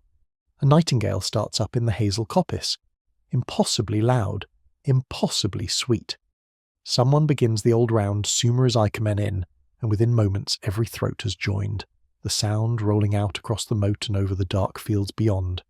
Sir Edward and Lady Elizabeth sit on the steps of the chapel with their shoulders touching. She rests her head against his mailed sleeve. He has not yet bothered to take off his hauberk after evening drill, and says very quietly, "I had forgotten the world could be this gentle." He answers by pressing his cheek to her hair. They stay until the moon is high and the grass is silver with dew. Later, when the castle finally sleeps, the windows remain open. A soft wind moves through every room, carrying away the last ghost of wood smoke and winter sweat. The beds are cool, the sheets smell of sun and lavender, and the only sound is the occasional sleepy call of a duck on the moat and the endless patient conversation of the nightingale. You can feel that wind now, can't you? It slips across your own bed like a cool hand on a fevered forehead. The castle has thrown open its stone lungs and is breathing free for the first time in half a year. Breathe with it, in and out, slow as meadow sweet rising through warm flagstones. April deepens, and the castle begins to feel almost embarrassed by its own lightness. Stone that has carried the weight of winter for 6 months now seems to float. The jackdaws that nest in the arrow slits chatter all day, as though gossiping about how quickly the humans have forgotten frostbite and frozen chamber pots. Every morning the sun climbs a little higher and the shadows retreat a little further. By mid-month the south-facing slopes beyond the moat are suddenly shockingly green. The children run out with bare feet and come back with soles stained bright emerald. Lady Elizabeth laughs when she sees them, and orders rosewater brought so they can wash before supper, but the green stays under their toenails for days, a secret badge of spring. The great yearly washing of the castle begins in earnest. Gangs of women armed with buckets and brushes attack the lower courses of the walls, scrubbing away months of soot and bird droppings. The stone emerges pale and surprised, almost blushing in the sunlight. From a distance the castle looks 10 years younger. Inside, the work is even more thorough. The vast cauldrons in the laundry yard are fired up for the first time since autumn. Water is heated with wood that now feels free instead of rationed. Shirts, sheets, tablecloths, hose, everything that can be boiled is boiled. The steam rises in sweet-scented clouds, lye, lavender, and the faint animal warmth of wool. Lines are strung between the chapel and the kitchen tower sag under the weight of wet linen. By evening the courtyard looks like a camp of white sails. While the women wash, the men turn to the land. The castle's home farm lies just beyond the outer ditch. The plough teams, oxen sleek-coated now on new grass, are led out at dawn. The first furrow is always ploughed by the Lord himself in ceremonial fashion. Sir Edward walks behind the team in a clean linen shirt, guiding the share with one hand while the chaplain sprinkles holy water with the other. The turned earth is black and shining, smelling of iron and mushrooms and every harvest that will ever be. When the furrow reaches the boundary stone, Sir Edward drives a hazel twig into the soil and hangs a small wreath of primroses on it. Then he hands the plough to the bailiff and everyone cheers because the year has officially turned. That night there is fresh milk for the first time since November. The cows, turned out after months in the byre, have kicked up their heels and given rich, sweet milk tasting of clover. It is served still warm in wooden bowls with a little honey stirred in. The children drink until their upper lips are white moustaches. One small boy falls asleep with his face in his bowl and has to be carried to bed milky and smiling. In the solar, the great bed is remade for summer. The heavy carved headboard is draped with a light canopy of green silk brought back from London last Michaelmas. The curtains are replaced with gauze so fine it stirs in the least breath of air. A bowl of rose petals and lavender is set on the coffer at the foot. Every time the door opens, the scent wafts across the room like a sigh. Lady Elizabeth has a new ritual now. Each evening before supper she walks the wall walk alone. The stones are still warm from the day's sun, almost hot under her palms. She leans out between the merlons and watches the swallows hunting over the moat, the sky turning peach and apricot above the forest. Somewhere below she can hear the harper trying a new tune, something quick and tripping like running water.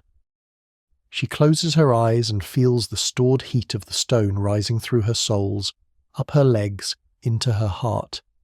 It is the same heat the castle drank all day and is now giving back, freely, generously. Down in the kitchen the cook is experimenting with cold dishes for the first time in months. A salad of young dandelion leaves and violets dressed with oil and vinegar.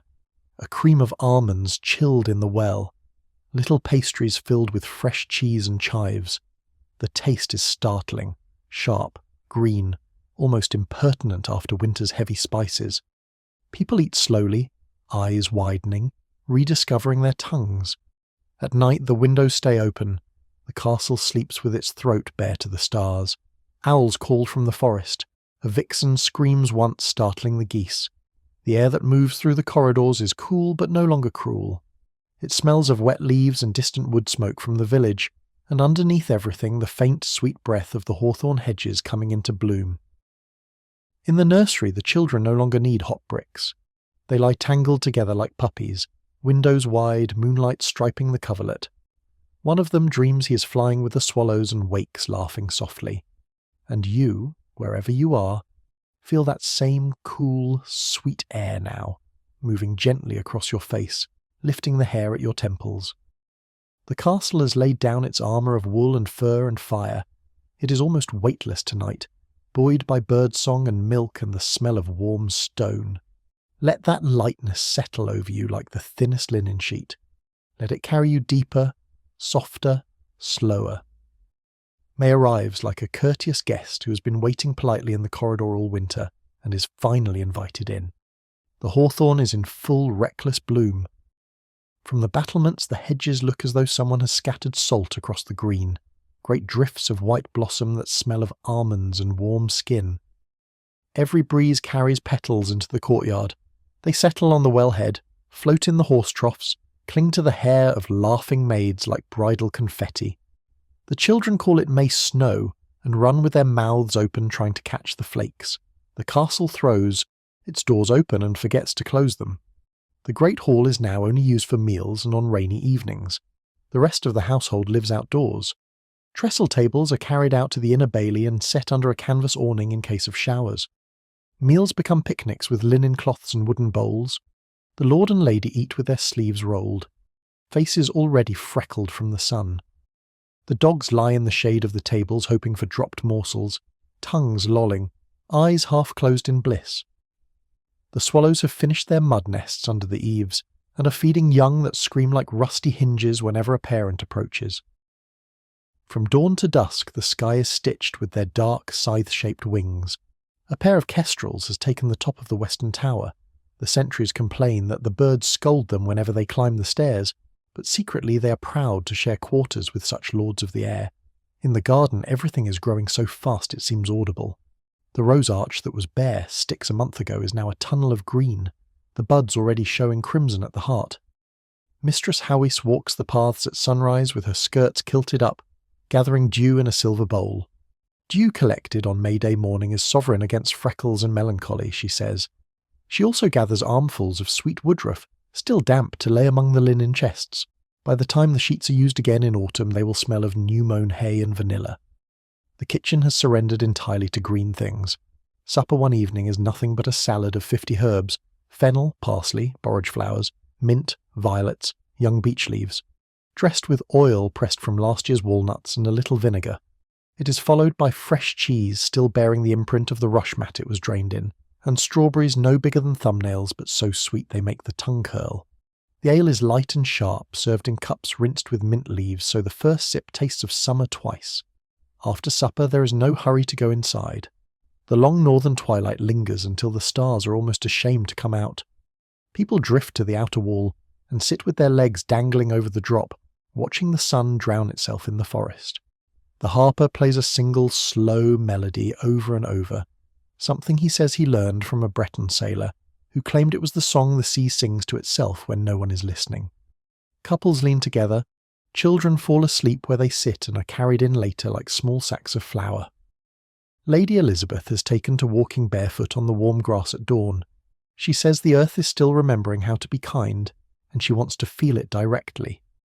The grass is heavy with dew, her shift is soaked to the knee, but she only laughs and keeps walking, leaving dark footprints that fade almost before they are made. One morning Sir Edward finds her asleep under the hawthorn arch, curled like a cat, petals in her hair. He sits beside her without speaking until she wakes, then kisses her forehead, tasting of dew and blossom. In the armoury the winter rust is finally conquered. Every blade is polished until it throws back the sun like a mirror. The squires oil their lord's mail until it ripples like fish scales in moonlight. There will be no campaign this summer. Peace, or at least truce, holds along the Scottish marches. So the armour is hung on stands in the sun to air, beautiful and useless, like silver statues. At night the castle smells of hawthorn and fresh straw, and distant wood smoke from the charcoal burners deep in the forest. The windows are lattices only, no shutters needed. The breeze moves freely, carrying the nightingale's song from one end of the building to the other. Somewhere a baby is born in the village, the first May child. The bell rings 3 times to announce it, soft across the dark fields. The castle sleeps with every door ajar, breathing easily, dreaming of roses that have not opened yet and strawberries still hidden under leaves. And you're lying in that same breeze now. It lifts the curtain beside your bed, touches your cheek like a cool palm, carries the faint, impossible scent of hawthorn across centuries. Your body remembers this season even if your calendar does not. Let the petals settle on your closed eyelids. Let the nightingale sing you the last mile into sleep. May slips into June so seamlessly that no one can say exactly when the hawthorn snow stopped falling and the elderflowers began. The castle wakes one morning to find the air thickets along the moat frothing with creamy plates of blossom. The scent is heavier than hawthorn, almost drowsy, like warm honey and wine left in the sun. Bees arrive in humming clouds. The air itself seems to vibrate.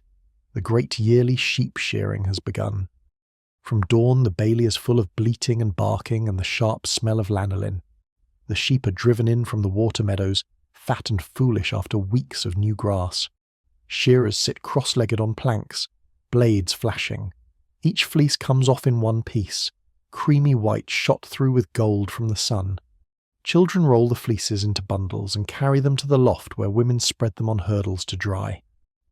By noon the entire castle smells of warm sheep and crushed grass, a smell so ancient it feels like a lullaby in the blood. Lady Elizabeth walks among the shearers with a basket of cool ale and honey cakes. She pauses to praise the fastest man, a wiry fellow from the Welsh marches who can strip a sheep in the time it takes to say a paternoster. He blushes to the roots of his hair and nearly drops his shears. The laughter that follows is soft, almost dreamy. The heat has begun to settle over everything like a gentle hand. The kitchen answers the heat with coolness. The cook has lowered buckets of cream into the well to thicken. When they are hauled up, they are made into syllabub flavoured with elderflower, cordial, and a little sack wine. It is served in shallow bowls so pale and froth quivers when you carry it. The first mouthful is cool silk on the tongue, then the faint green sweetness of elderflowers, then the slow burn of wine. People close their eyes and sigh.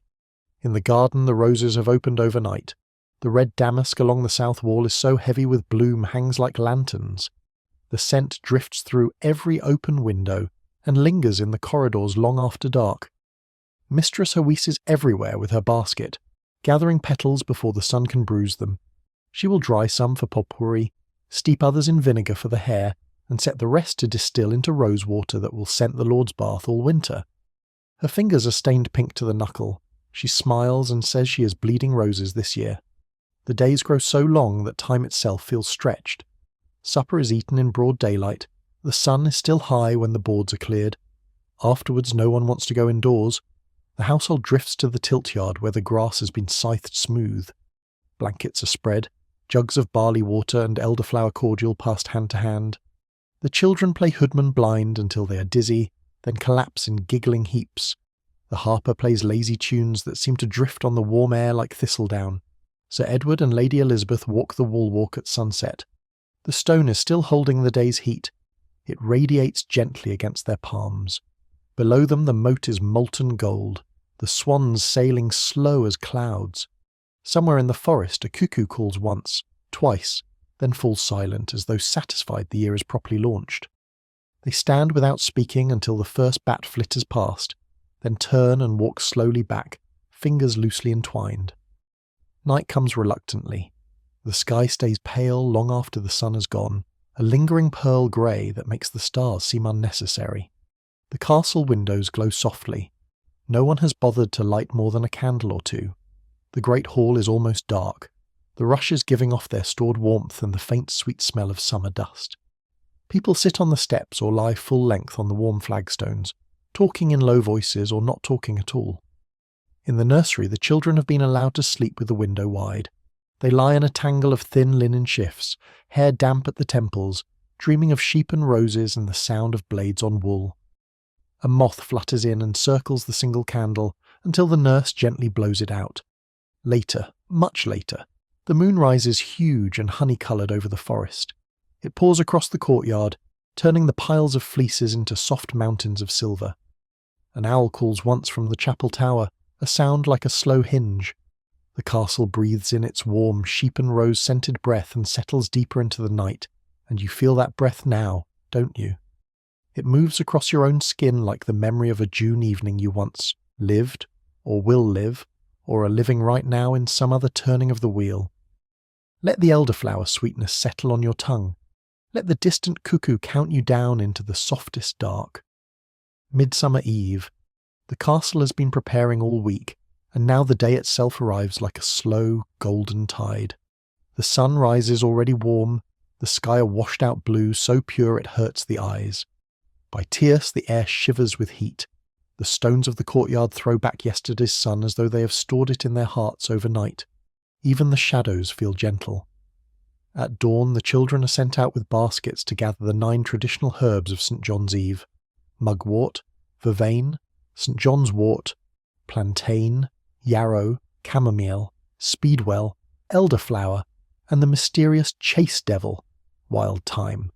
They return barefoot and grass-stained, crowned with flowers, singing snatches of half-remembered charms. Mistress Hawise meets them at the postern gate, kisses each sticky forehead, and takes the herbs to hang upside down in the still-room rafters. By nightfall the bundles will be dry enough to the touch, and will burn with a sweet resinous smoke that keeps evil spirits and mosquitoes away until Michaelmas. The great bonfire is built in the outer bailey, a tower of oak logs, apple prunings, and the winter's broken furniture, topped with a crown of birch branches still in leaf. Beside it stands a second, smaller fire of 9 sacred woods, for the Lord and Lady to leap together when the time comes. The children practice jumping the little practice fire all afternoon, shrieking with laughter when skirts singe or hair frizzles. The kitchen has outdone itself. Long tables are carried into the shade of the chapel wall, groan under cold roast capons, pies of young rabbit and bacon, soft cheese rolled in chopped chives, strawberries floating in bowls of clotted cream, and jugs of iced hippocras cooled in the well since yesterday. There are wheels of new bread still warm, their crusts blistered and shining. The ale is the light summer brewing, served in cups garlanded with roses. As the sun begins its long, reluctant descent, the castle folk wash faces and hands in bowls of rosewater, put on their finest linen, and crown themselves with flowers. Even old Wat the groom has a daisy chain around his neck. He pretends to grumble but cannot hide his grin. Lady Elizabeth wears a gown of pale green silk that seems to float around her like water. In her hair are threaded tiny yellow hearts of St. John's wort. Sir Edward's only concession is a chaplet of oak leaves, but he has left off his sword belt for once.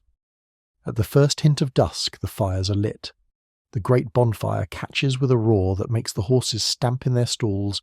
Flames leap 30 feet high, turning faces bronze and gold. The harper stands on a bench and begins the old dancing tunes. Couples form and reform, hands linking, skirts whirling.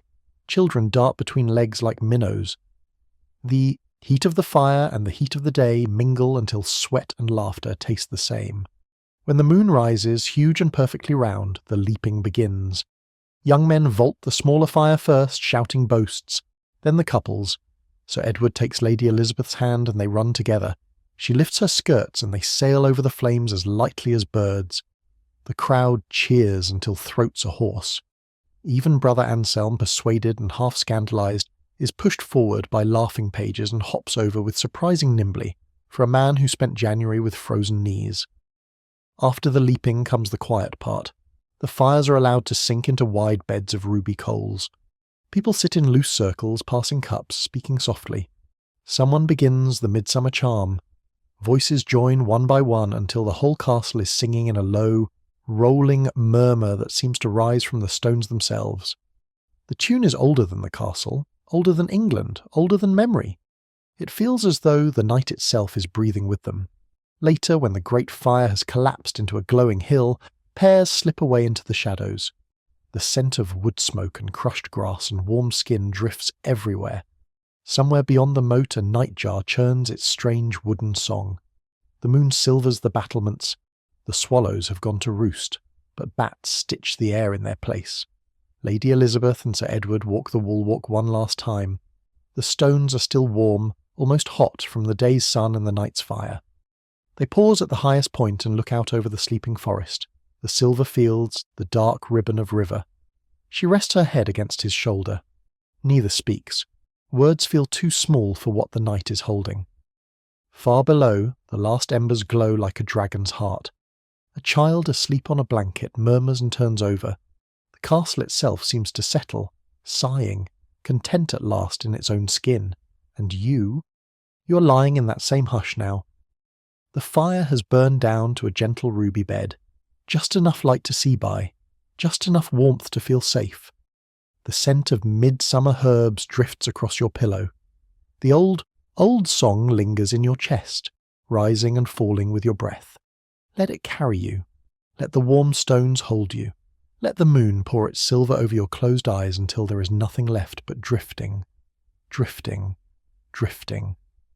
Midsummer day wakes the castle the way a mother wakes a sleeping child, slowly, gently, with sunlight instead of fingers. There are no bells. There is no steward barking orders. The great bonfire of the night before has become a wide, breathing bed of rose-grey ash. A single thread of smoke rises straight up into a sky that is already the colour of warm milk. The air smells of cooled wood smoke, of elderflower still heavy on the hedges, and of something older, the smell of the earth turning its face to the sun at the very height of its power. People stir late. A kitchen boy wanders out, barefoot, hair sticking up like thistledown, and simply stands in the courtyard blinking at the light. A groom sits on the wellhead with his arms dangling between his knees, humming the leaping song from last night without realizing it. Even the dogs move slowly as though the heat has poured honey into their bones. In the chapel, Brother Anselm says a quiet mass of thanksgiving. Only a dozen souls attend, and no one sings the responses very loudly. Voices are husky from laughter and wood smoke. He speaks softly of the sun standing still today, of the pause at the top of the wheel, of how every living thing is allowed one perfect breath before the long descent begins again. When he raises the host, a shaft of sunlight strikes through the east window and sets the altar cloth on fire with gold. No one gasps. They only smile, as though the sun itself has come to communion. Afterwards, the congregation drifts outside and simply stays there. No one goes back to bed, but no one begins work either. The day has been declared holy in the old way, a day of pure being. Children lie on their backs in the grass and watch clouds that look close enough to touch. A page and a kitchen maid sit shoulder to shoulder on the chapel steps sharing a single strawberry so ripe it stains both their mouths red. Old Wat the groom has fallen asleep against the warm south wall with his hat over his face. Every time he exhales, the hat lifts like a slow bellows. Lady Elizabeth walks barefoot across the courtyard with a cup of well water in her hands, sipping and smiling at nothing in particular. Sir Edward finds her there and simply stands behind her, arms loosely around her waist, chin resting on her flower-tangled hair. They sway a little, like people on a boat that has reached perfectly calm water. In the shade of the rose arch, Mistress Howes has spread a linen cloth and is sorting the herbs gathered last night. The St. John's wort glows like tiny suns in her palm. The mugwort is already almost dry and smells of dreams. She hums as she works, a low contented sound like bees in a hive. A butterfly, sulphur yellow, lands on her wrist and stays there as though it has always belonged. The kitchen has produced a breakfast that is barely food and entirely gift.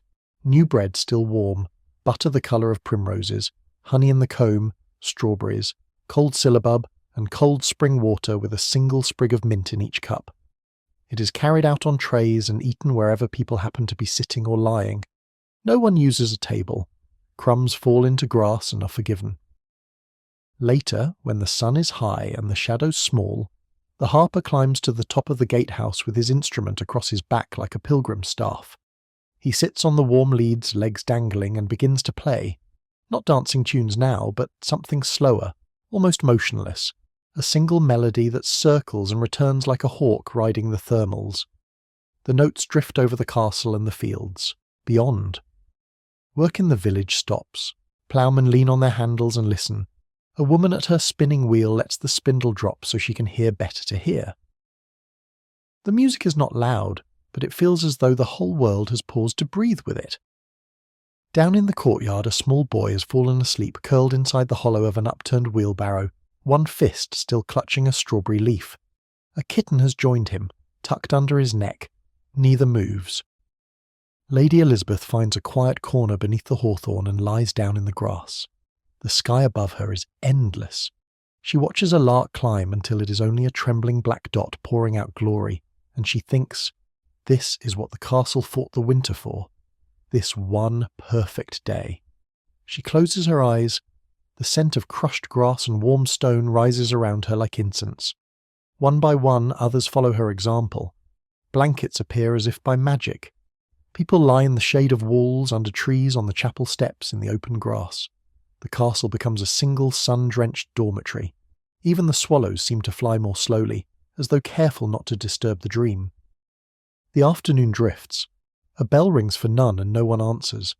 The sun begins its slow slide westward, turning the sky peach, rose, apricot, gold. Still no one moves to work. The day has been surrendered entirely to light. Only when the first bat flitters out and the air finally begins to cool do people stir. They rise slowly like sleepwalkers waking, faces flushed, hair full of grass and petals. Supper will be late tonight, and simple, and eaten outdoors again under lantern light. No one minds. There will be stories of last night's fire-leaping quiet laughter, more music. But for now the castle simply stands in the long golden evening, barefoot and astonished at its own happiness. And you? Yes, you. Feel that same astonishment now, don't you? The warm grass beneath your shoulders, the weightless sky above, the lark still singing somewhere inside your chest.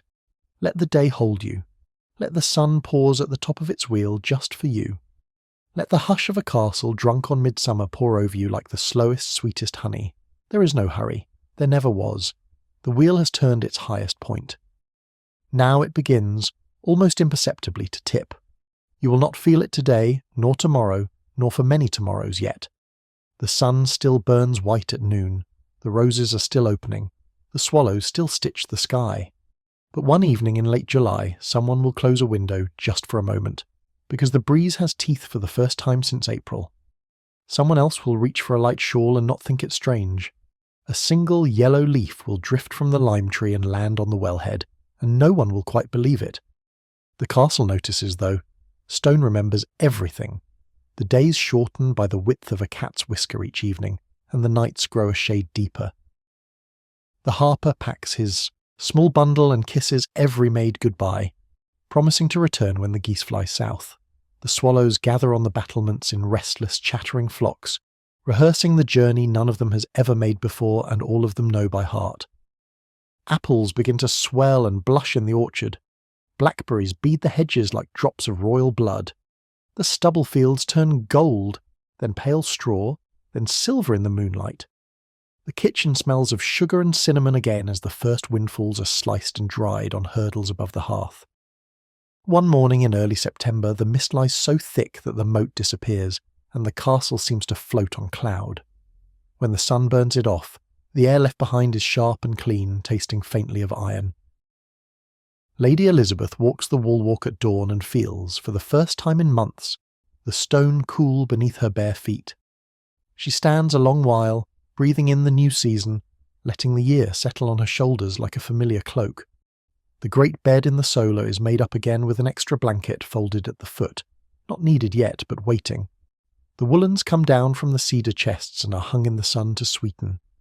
The tapestries are unrolled and carried back in, their colours suddenly richer against walls that have forgotten winter. The rushes are changed for the last time before Michaelmas, thick and fragrant with southernwood and wormwood to keep the fleas quiet when the nights lengthen. The fires are lit again, but only small ones, more for cheer than necessity. People gather round them the way they once gathered round open windows, drawn by habit, by memory, by the light is slipping away and must be cherished while it lasts. On the eve of Michaelmas, the last roses are cut and brought indoors. The children run through the corridors, scattering petals that smell of the whole long summer. The castle smells of roses, wood smoke, and something else, the faint, inevitable scent of earth preparing to sleep. That night the fires are built higher. The shutters are closed for the first time in 5 months. The household gathers in the great hall not because it is cold, but because it is time. The harper is gone, but someone tunes a lute and begins the slow autumn songs about returning, about harvest, about the wheel that never stops turning. Sir Edward and Lady Elizabeth sit side by side on the dais. The ruby at her throat catches the firelight and throws it back like a small, steady heart. Outside, the wind moves gently through the lime trees and the first yellow leaves drift down like slow, golden rain. And you have travelled with this castle through frost and fire, through wolf months and midsummer fire leaping, through blackbird song and the scent of hawthorn and the hush after the longest day. You have felt the stone grow warm beneath your palms and cool again. You have carried the weight of wool and fur, and you have let it slip from your shoulders like water. Now the wheel turns once more. The nights lengthen, the fires burn brighter. The old good darkness waits patiently at the gate. Let it come. You are ready. You have lived a whole year in a single long breath of story, and the castle has kept you warm all the way. Close your eyes. The embers glow soft and steady. The scent of roses and wood smoke lingers in the air like a promise kept. Sleep now. The wheel will turn again, and when you wake, whenever you wake, the blackbird will be waiting.